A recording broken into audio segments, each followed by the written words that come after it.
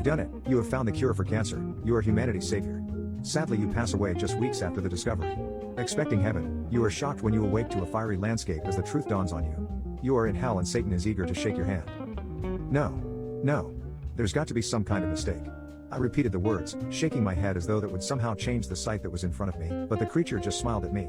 He was human, if you used a more generic definition of the term. He stood nearly a foot taller than me, with elegant, curving horns and eyes cut to slits like a cat's. Red eyes. I wasn't stupid. The flames licking the rocks around me and the stink of brimstone hanging heavy in the air would have been clue enough. "Oh, Justin, I just don't know what to tell you," the devil said, holding his hands up in a helpless shrug. "Come. This way. I've got a special place. All I don't belong here," I said, finally losing what little bit of composure I had left. I mean, I know I've made mistakes. I'm not perfect. I wasn't perfect. I didn't hold the door. I didn't always zipper in traffic. I chuckled nervously.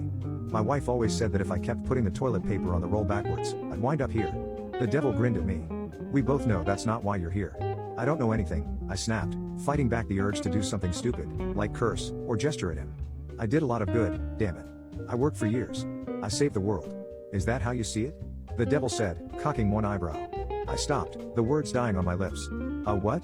You think you're some savior, don't you?" I ran a hand through my hair, feeling the blush rise in my cheeks.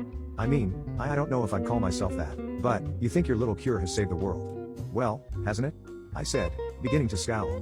"Cancer has been on the rise for decades. Without it around, the population of the world is free of one more constraint keeping it in check."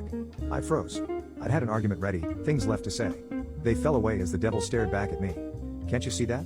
Life must always have limits, Justin. Left unchecked, the earth will be dead within a century." I sat down heavily on a nearby rock, his words suddenly sinking in. No. I saved lives. I'm still saving lives. "Then why are you here, he said, leering down at me. "Not doing so hot there, are you?" Then, him and I have been in agreement on this. We had a deal.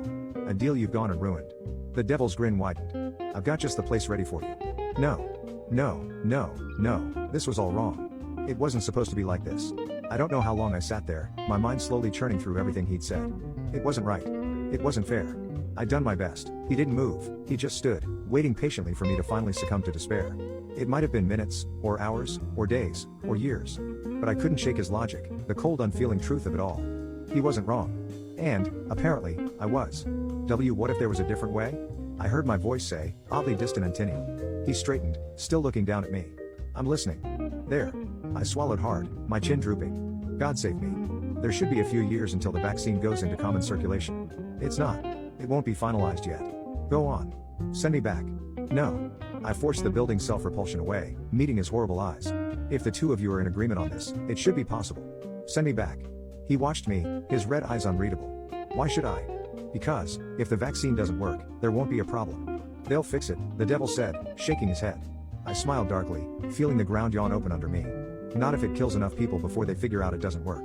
He stared at me a moment longer, leaning in as though to read my expression. And then he smiled. "Oh, Justin. Yes, I think I'll have a place for you yet." Then I didn't get another word out before the world spun around me. I hit the ground, my hands pressed to my head as I screamed. Everything was wrong, everything was twisting, warping, fading. "It's a deal, then, Justin," the devil said. "Work hard." The slow, steady sound of beeping rose up around me. I gasped, relishing the sweet taste of clean air in my lungs. My limbs were heavy, weighted down by disuse. "I just don't understand," someone nearby was crying. I knew that voice. Carissa. My wife. "You said, we don't have an explanation." The cold, clinical voice could only be a doctor. "It's a miracle. That's the only thing we can say." No one thought he'd pull through. Then, a low, soft chuckle, and a soft rustling of fabric. Someone embracing. "Congratulations, Mrs. Johnson." The soft sound of tears was all that followed the footsteps leaving the room. Carissa. I wanted to comfort her, but I couldn't. The horrible realization of what I had to do was returning to me, awakening even as I did. I had to see it through. If I was doomed to hell either way, I'd rather wind up there with humanity alive and well than see the world to its grave. Slowly, summoning my strength and pushing the doubts far enough away that I wouldn't have to see them, I opened my eyes.